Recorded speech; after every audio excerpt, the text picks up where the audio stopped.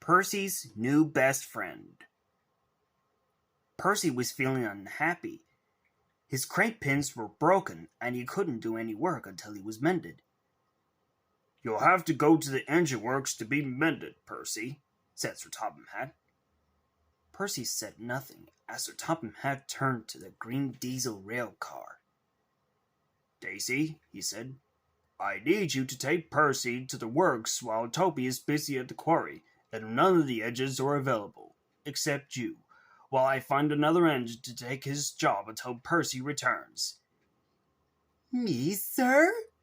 asked Daisy cynically. "Why can't Thomas do it? He likes helping his friend when he has a problem." "You will do as you are told," said Sir Topham Hatt sternly. So Daisy reluctantly coupled up in front of Percy and took him to the engine works. Percy felt rather miserable. Then Sir Topham Hatt spoke to Thomas. "I need an engine from the Magic Railroad over to help you out on your branch line until Percy's mended." "Lady, sir?" asked Thomas excitedly. "Yes, Thomas," replied Sir Topham Hatt. "She'll be very happy to help you out." Thomas was delighted. Lady soon arrived for her first job after she left the Magic Railroad when her owner Bernard Stone retired. She was taught how to work on Thomas's branch line. She soon pulled her first train. But unbeknownst, Thomas and Lady secretly crushed at each other and had such feelings, especially when they first met back on Liz's branch line before Diesel 10 began chasing them, fell off the viaduct, landed into the barge filled with sludge, and they got on with their work without fuss. Thomas was glad Diesel 10 had been gone, and Lady was safe. Lady soon made friends with Bertie, Terence, Pat, Daisy, and Mavis. Even Toby was impressed. "My, that lady really works good time with her trains," he whispered to Bertie. "Maybe," said Bertie proudly, "I shall challenge her to a race one day." A few days later, Percy returned from the works. He could see Thomas up ahead, talking to Lady at the station about the time he rescued James from his accident and was received to work on his branch line. Lady was amazed. "Why, that's wonderful!" she exclaimed. "I can't imagine how James ended up on the cow field." Percy was surprised. "That must be a lost engine Thomas told me about," he thought after he listened to the conversation. "But what if Thomas doesn't want to be best friends with me anymore? What if he spends some time with his friend Lady? They'll become new best friends." Percy worried about this all day. He didn't even say hello to his friends as he passed by when they were excited to see him when he returned. They were confused. Even Pat the postman. "Percy, are you all right?" But Percy was too upset to reply. Percy had collected some freight cars to the quarry. As he backed up, he had an idea. "Maybe I shall find a new best friend instead of Thomas," he thought. "Maybe that'll cheer me up." As he puffed along the branch line, Percy wondered whoever one of the other engines could be his best friend. "Let's see.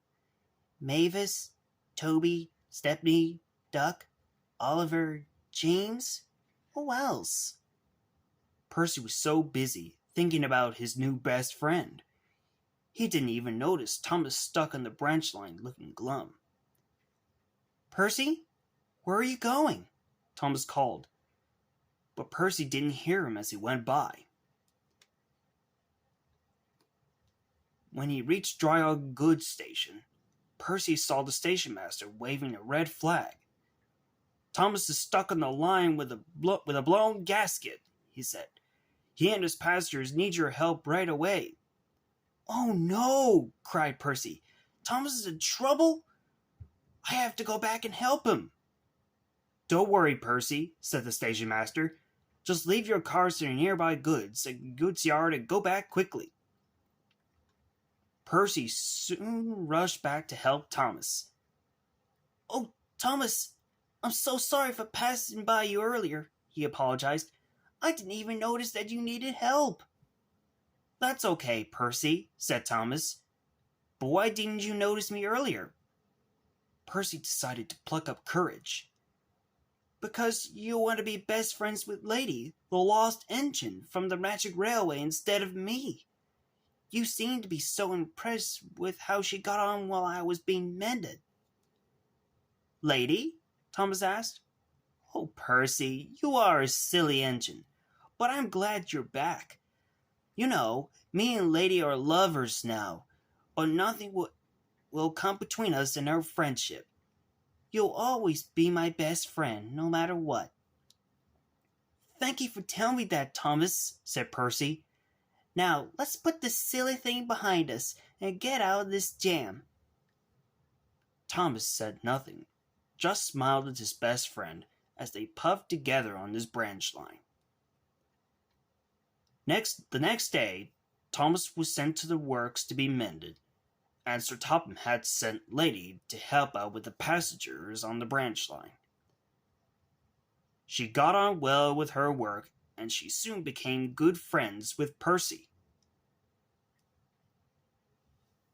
You're lucky to have a good friend like Thomas, Percy, Lady said.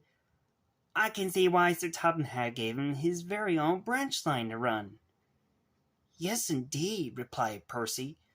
I've known him for as long as I can remember, and I think we're both lucky to have a good friend like him. And the two friends got on with their work, and Percy now knows that nothing would ever get between him and Thomas as the best of friends.